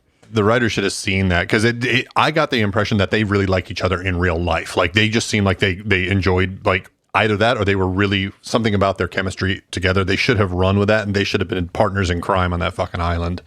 I think they could have done. And that makes me wonder if they didn't actually see problems with Michelle Rodriguez coming down the road. And so it might have been intentional that they started to kind of sideline her a bit, alienate her and separate her a little bit. I can see interesting. That. Yeah, maybe. Or it could just be that the writers are fucking idiots. Alrighty. Benjamin, give us yours and then update the rankings for us, please. I'm actually going to put Ana Lucia as my favorite character. It's my last time to be able to do that. So, and I'm putting Christian Shepherd second. I just enjoyed their little foray, their little escape plan. Then Hurley in third place for just being sort of Hurley? Trying to be sweet. Hurley, yeah, just trying to be sweet, but being kind of a dipshit. That was kind of fun. Bottom three. I really only have one bottom. That's Michael. Just, fuck him. I'm going to fuck Ana Lucia before or after. Doesn't matter. God.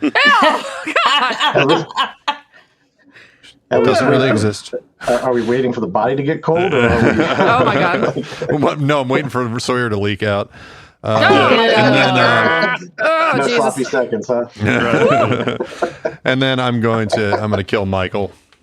Mm-hmm. Yeah. And the rankings? And the rankings are, we still have Mr. Echo in first place with 115 points. He created what looks almost like an insurmountable lead earlier in the season. But we do have, so far. We've got Hurley jumping into tied second place with Jack at 79 points with Kate in third place. Bottom three looking pretty much the same. Mr. Cooper at negative 62, Charlie at negative 61, and Henry Gale at negative 37. However, I would like to note that Michael, while not even in the bottom 4 or 5 right now, has gone a 30-point swing just this season, or just this episode. Just this episode? Yeah, well, a 30-point swing into the red. So right, and I have a feeling he's going to keep digging that hole over the next 2 episodes. So yes, he will. Alrighty, okay. So let's do some final impressions. Christy, what do you think of this episode? I agree with Caleb a lot in that it was just not a great episode. Setting my Anna hate aside, I just think that it was not a great episode of the show or of TV. She definitely can't hurt you now, honey. I know, baby. Thank you.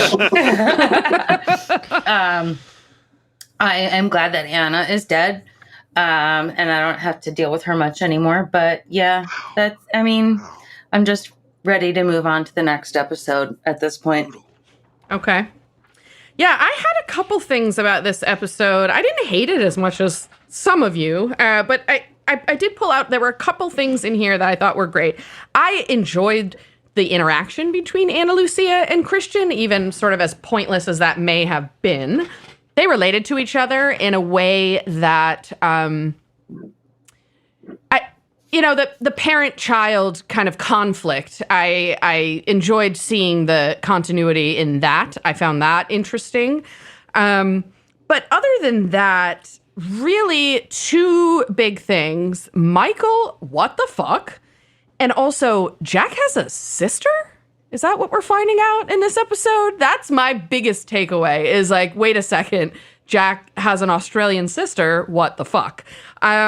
So I'm always like, when I watch the show, I'm always pulling out those little nuggets of, wait a second, is that something we'll ever find out about? Or is that one of the other million things that just get let go in this show? Which, after season 6, we'll talk about that.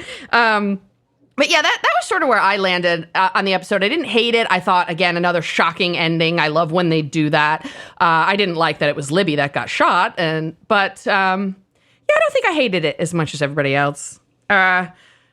Caleb, you want to tell us some more about how the writing was terrible? I feel like Caleb already did a wrap up. Kind of, yeah. I think I overplayed it there. Sorry, I felt my hand. No, that's all right. My hand. No, it just again. I think it's an outlier episode, right? Because, like I said, there's so little of the main narrative that runs through it so everything else feels tacked on and extraneous. That it really does feel like they just a filler. Yeah, a filler, and they were confronted with the fact that Cynthia Watros and Michelle Rodriguez were going away, so they had to do something about it. Whatever the motivations behind any of that was, or whatever, but it felt like they just had to do something. And I hate to say this, but in a lot of this series, it feels like the writers get into a place where they just have to get something on paper. Mm-hmm. And it's unfortunate. You can go and find a lot of speculation about this. I think you could place a lot of the blame on Damon Lindelof and J.J. Abrams, to be quite frank. J.J. Abrams' philosophy of the mystery box, which if you guys have ever looked into, is really just, it doesn't work anymore. And I don't think it ever worked as well as he thought it did. See, I love J.J. Abrams. I really do. But I'm interested to hear your criticism of that. I would look into the mystery box. Maybe that's something. Yes. There, again, Caleb keeps setting me up for the pre-show.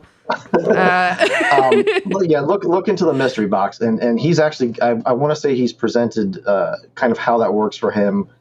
I don't think it's in a TED talk. It might have been in a con or something like that. But it's essentially the essential idea is that you put a bunch of characters into a box and you don't tell them what's outside the box, and then one by one you introduce things outside of the box. Okay, what's in the box? Exactly, and I think he likes to see it as one of those like Plato's cave kind of analogs, but it's really not. Like he really, I think it can work, but I think it may have worked for him kind of early on.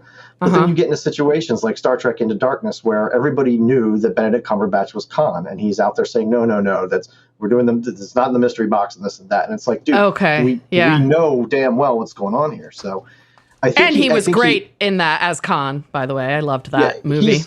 Abrams is a good producer, and I think that a lot of the stuff that he does, and honestly, I think he's a fairly capable director too. I like his style, I like some of his sensibilities, but at this point, if I'm being honest with myself, I think he's going down a road where he's this generation's Michael Bay. I think there's a lot of style over substance. And that's not good. I haven't seen. I haven't seen the growth in him that I think a lot of people expected. Interesting. Don't get me wrong; he's not M. Night Shyamalan bad. I was just going to say the same thing. Oh my when God. you start at the top and then just dive off a cliff. Yeah. I have theories about that too, but that's the story for another day. But yeah, all right. So I think that Lost. I think Lost suffers from a few things, and one, I think probably the biggest thing it actually suffers from is how big of a hit it became overnight.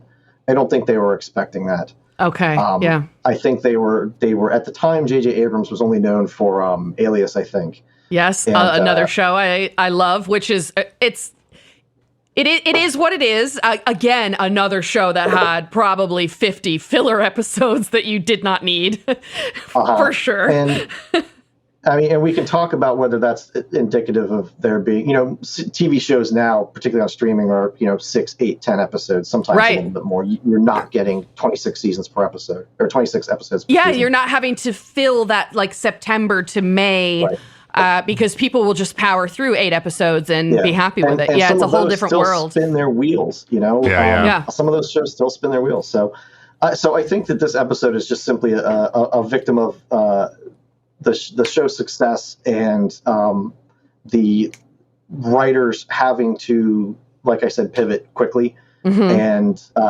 honestly, because of the schedule some of these shows are on, not having enough time to make it work. And unfortunately, I think you're going to see that a lot more across the next few seasons. Right. Well, our friends over at Lost the Plot, Dave and Ado, Ado is pretty adamant about how the writers had no idea what they were doing right up until the end. I'm not sure I agree with that so much, but you can definitely tell they were flying by the seat of their pants in certain episodes. For sure. Here's another thing for you to look in there. I believe there's actually a quote from Damon Lindelof or one of the other producers or one of the other writers, and they say, we didn't have an idea. We had an idea, and then we didn't have any fucking clue what we were doing with it. Yeah. I believe that's obviously a paraphrase and probably overstating it, but if you look for it, you can find them saying, we had no idea what we were doing. This week's going to be a long pre-show. I got all kinds of stuff to Google now.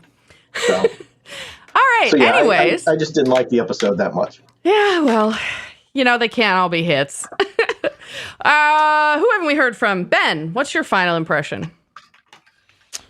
So I won't go so much into like the behind the scenes, because I think there's a lot of why this episode wasn't strong. I think like I'm going to focus more on why. I'll say how this episode wasn't strong, and I think it's because there's two components to all of these. There's always the flashbacks, and then there's the sort of the present. And in most cases, the best episodes are where the present is in some ways a mirror or a reflection of the past. You see what is happening in the present driven by what is happening in the past. In this one, you have too much of what's happening in the past. It doesn't connect enough to what is happening in the present, and neither of them provide enough lift for the show. So the show just can't go anywhere. It just sort of sputters throughout. And to me, this whole thing feels like a really, really bad joke with a really good punctuation mark at the end of it. And that's really it. Bang, bang, a couple characters are dead. Oh, it was not a strong episode. I think that they salvage it a bit at the end with a holy shit moment. But all in all that's really happened is I think anyone knew there was some shady shit going on with Michael anyway. So it's not really that surprising. And yeah, I think it was a filler. It felt like a placeholder. I feel like they could have done what they did in 40 minutes. They could have done in 15. Well, so remember, like we've only got in this season, we've got 4 episodes after this, and we found the same. I feel like at the end of season 1, where they had these kind of lull filler sort of episodes leading up to the big holy shit finale. So yeah, that seems to be a parallel so far. I think both seasons that we've done are looking that way. It feels like if you write something and you write the narrative in the present, and then you think about that, and then you come up with the struggles and all that type of stuff, and then you sort of write the past to be a reflection of it. But it feels like what they're doing is they're writing the past, and then they're trying to create the present off of that, which it doesn't feel like it works that way. It becomes recursive. So it just wasn't a very strong episode. It did not have lift under the wings.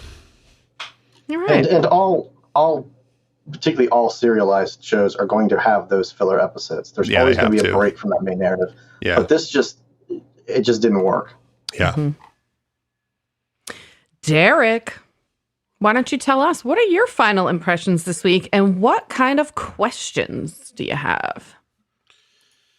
Yeah, this was like just a meh episode. I mean, except for the ending, of course. And it was sad because, Anna and Libby are killed. I know one person Christy doesn't care about, but. And it was sort of surprising. It was a little surprising that Michael was the one who did it. But yeah, like seeing, the lead up to this episode, I wasn't too shocked. And I feel for Hurley because, he really liked Libby and was almost going to close the deal. Oh. Yeah. And I know he'll be really devastated when he finds out she was killed. And I have 2 questions. One I kind of answered myself during, after watching the episode, was like, why did Michael murder Anna and Libby and set Henry free? And my theory is that the others gave him no choice to get Walt back. They basically said probably. So you're already thinking you're forgiving him that much. Like, okay, he's not a psycho, but this is probably he just what's didn't do going it on. Randomly. Like, I just had to kill him and set Henry free. Right. Yeah. The other bigger question, I guess, would be who is Jack's sister? Oh, see, you picked up on that too. All right.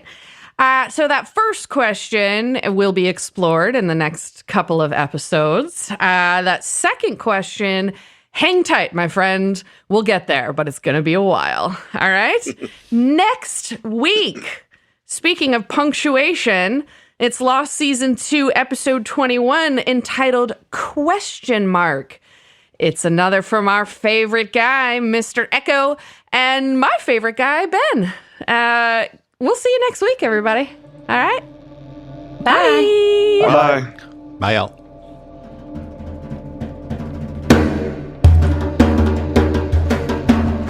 Lost in My 40s is a Space Bear Media production. Executive produced and edited by me, Lacy J. Sound engineering, editing, and original music by Benjamin Trimp.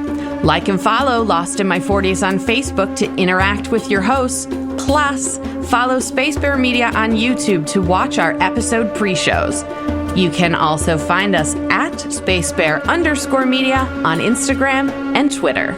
Or come to our website, spacebearmedia.com.